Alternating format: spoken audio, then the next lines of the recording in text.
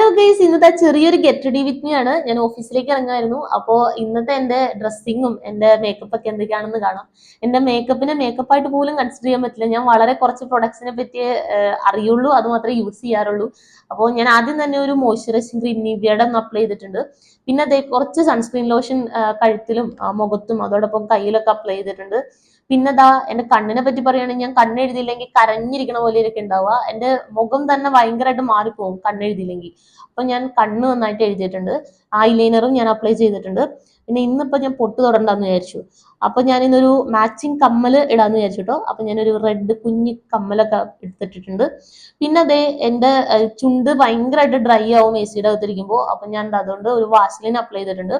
Lipstick ഞാൻ അങ്ങനെ ഉപയോഗിക്കാറില്ല, പക്ഷെ എനിക്ക് ഒരെണ്ണം വാങ്ങണം എന്ന് ആഗ്രഹമുണ്ട്. ഇന്ന് ഞാൻ തലമുടി അഴിച്ചിടാന്ന് വെച്ചു.